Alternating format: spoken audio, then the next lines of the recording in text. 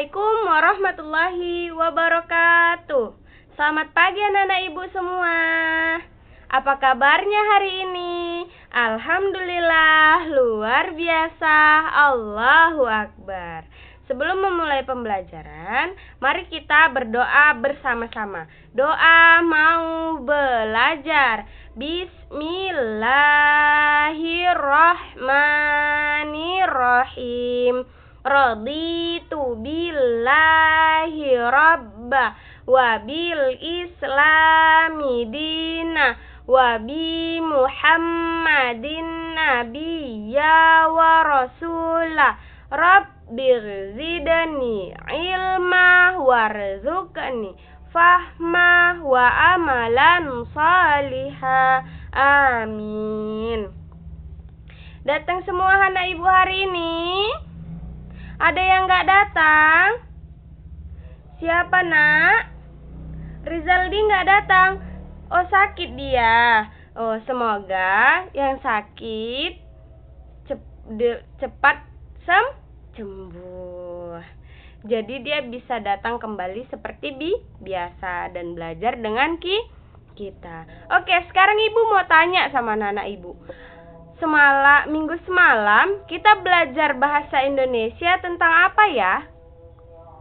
Ya, tentang teks fiksi, benar. Jadi hari ini, kalau minggu semalam kita belajar teks fiksi, hari ini kita mau belajar tentang teks non fiksi.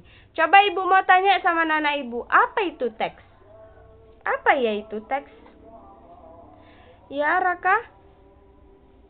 Ya, benar. Teks adalah naskah yang berupa kata-kata asli dari pengarang. Good job, Raka.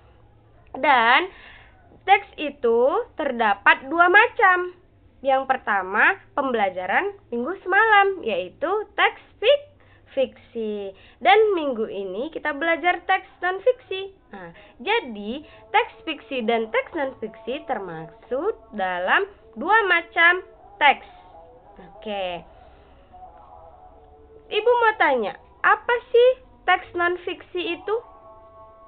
Ayo, siapa yang tahu apa itu teks non-fiksi? Belum ada yang tahu ya?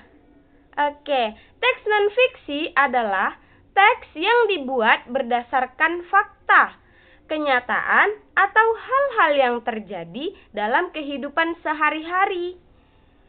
Contohnya, biografi, karya ilmiah, penelitian, laporan penelitian, dan teks sejarah. Ya, Raka? Biografi itu riwayat hidup seseorang yang dituliskan oleh orang lain. Gitu. Itu yang dinamakan dengan biografi. Biasanya, teks non-fiksi terdapat beberapa paragraf. Dalam satu paragraf ada beberapa kalimat. Isi teks non-fiksi akan mudah kita ingat jika kita menuliskan kembali dalam bentuk peta pikiran. Baik, anak-anak ibu semuanya, ibu mau kalian buka buku tematik tema 8 tentang lingkungan sahabat kita. Di halaman 2. Ayo, coba bukunya. Buka bukunya di halaman 2. Iya, benar. Di situ terdapat sebuah peristiwa tentang demi air bersih warga Woborobo rela berjalan sejauh 15 km. Jadi, ibu mau anak-anak ibu semuanya baca terlebih dahulu cerita tersebut. Nanti, ibu akan menjelaskan tentang teks non-fiksi yang ada dalam cerita tersebut. Lalu kita akan membuat peta pikiran dari peristiwa itu. Oke, baca semuanya anak-anak ibu. Jangan ada yang bercerita di luar dari pembelajaran kita. Coba Raka, apa itu nak? Peristiwa apa yang terjadi di halaman 2 tadi? Iya, benar. Yaitu, warga di sebuah desa harus menempuh perjalanan yang jauh untuk mendapatkan air bersih. Selanjutnya, di tabel yang kedua, yaitu di mana peristiwa itu terjadi. Ayo, siapa? Angkat tangannya. Siapa yang tahu di mana itu peristiwa itu terjadi? Oke, Rani, di mana itu, Nak?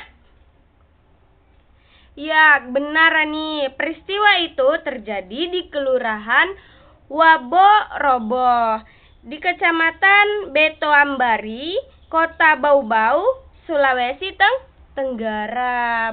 Pintar. Dan selanjutnya ada tabel yang ketiga yang terdapat kalimat apa penyebab peristiwa itu terjadi? Siapa yang mau jawab? Ayo yang baca tadi semuanya baca. Masa cuma 2 orang yang tahu, yang lain gimana? Oke, coba angkat tangannya. Apa penyebab peristiwa itu? Oke, silahkan Reja. Reja ya? Iya, peristiwa tersebut terjadi karena Kelurahan Betoambari terletak di dataran tinggi. Di dataran tinggi tersebut, air sulit didapatkan. Pipa PDAM juga belum sampai ke sana atau ke lurahannya. Jadi mereka susah mendapatkan air bersih. Dan itulah contoh dari teks non-fiksi yang kita ambil judulnya, yaitu Demi Air Bersih, Warga Waborobo Rela Berjalan Sejauh 15 km.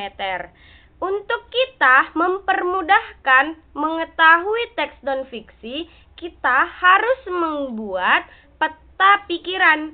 Peta pikiran itu seperti kita membuat tabel-tabel peta konsep. Peta pikiran itu sama dengan peta konsep. Jadi anak-anak ibu harus memahaminya dengan baik. Oke. Baik, karena sudah selesai jam mata pelajaran ibu akan mengakhiri pembelajaran kita. Tapi sebelumnya, di sini ibu akan memberikan kalian tugas. Jadi, ibu mau kalian cari contoh teks non-fiksi lain dari buku cerita apa saja atau dari berita peristiwa yang terjadi di kehidupan kalian. Lalu anak-anak ibu membuat peta pikiran. Minggu depan kita masuk lalu dikumpulkan. Jangan ada yang tidak mengerjakan. Baik, terima kasih kepada anak-anak ibu. Ibu akhiri pembelajaran kita pada hari ini. Wabillahi taufiq wal hidayah. Wassalamualaikum warahmatullahi wabarakatuh.